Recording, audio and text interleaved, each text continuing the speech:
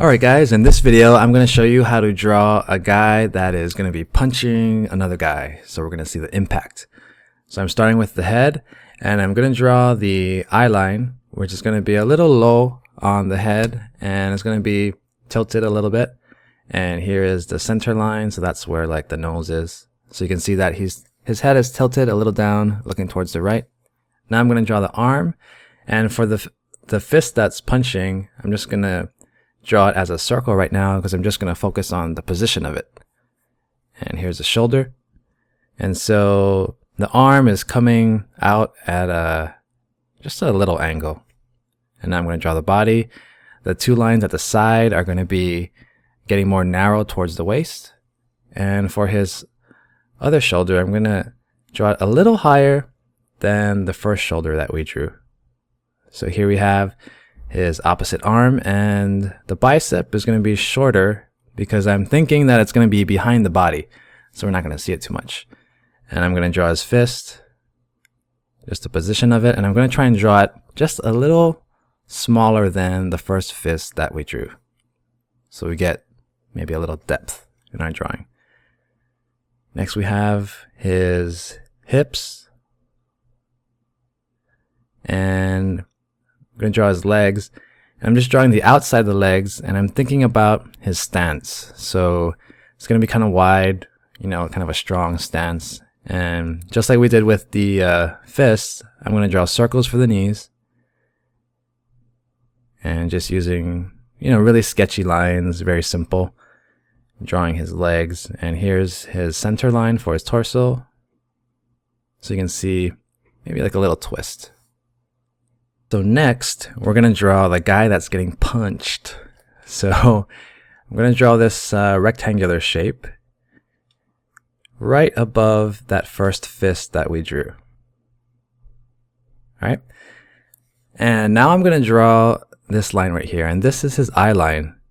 And I'm going to pause it for a little bit because I just want to mention that his head is going to be tilting away from us. So it's this line is going to be higher than the center. So I'm going to draw his ear, and I'm going to draw his eye pretty much right on that line. So it's like a profile, but it's tilting away from us. And now his hair, I'm just roughly drawing it in because as he's getting punched, I imagine his hair is getting knocked that way. And that's his cheek. So this is all rough, and this is not going to be the final line.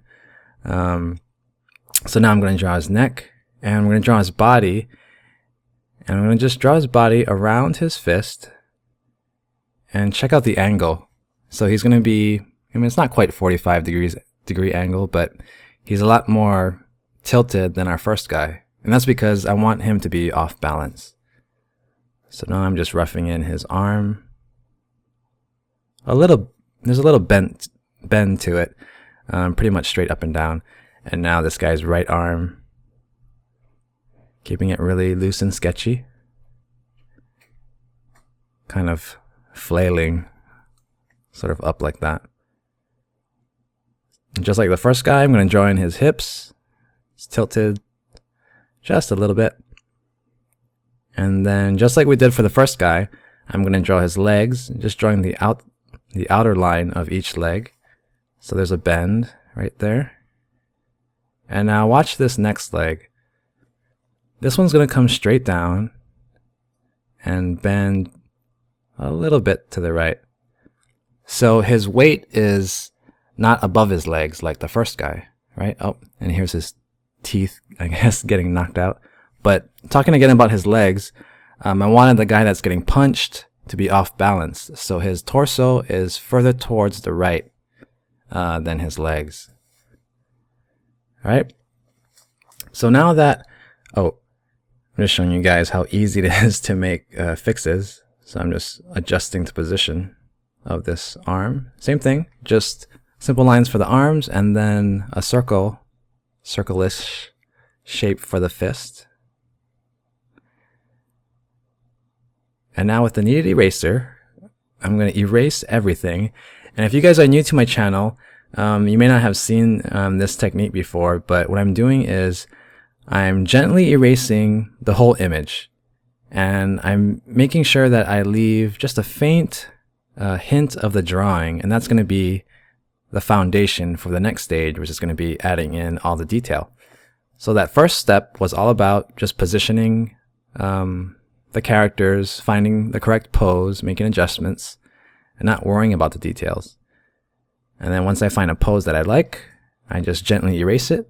And then now I have the foundation to add in all the detail and the nice drawing. So you can see just that ghost on the paper, and right on that I'm drawing the character.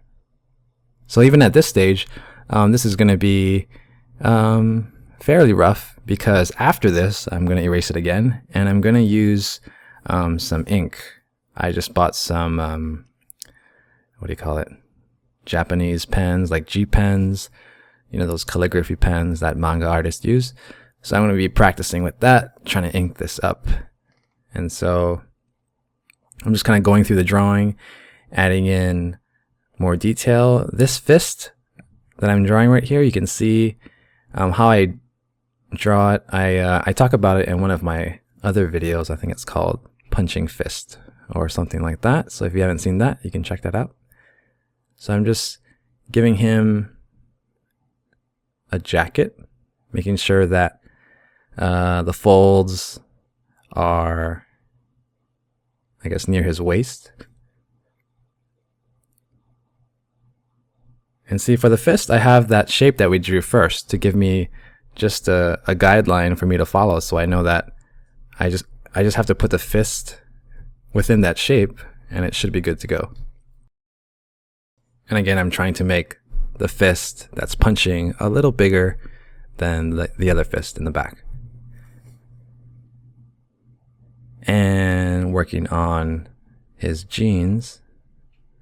I haven't seen too many tutorials on jeans. I think it'll be pretty fun to do. I wasn't really good at drawing jeans before, so I had to do a lot of Google reference and just do a bunch of drawings to study.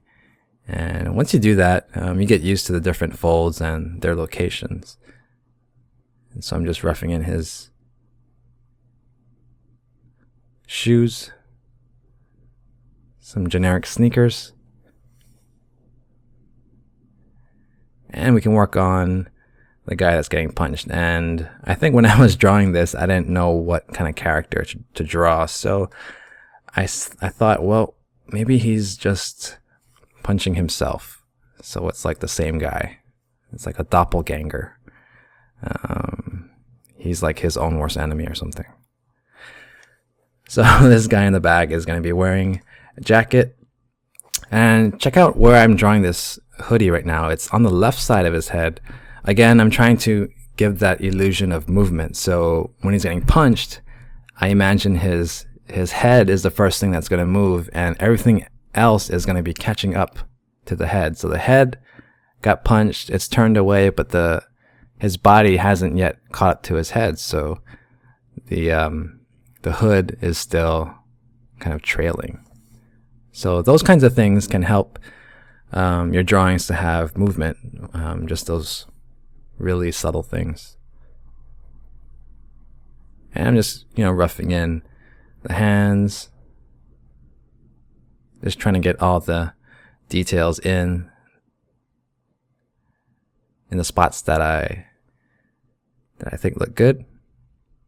Basically, what I'm trying to do is I'm trying to figure out all the detail and the drawing, so that when I erase it again and I get to the inking stage, I don't have to worry about what things look like. I can just focus on making really nice lines with the ink.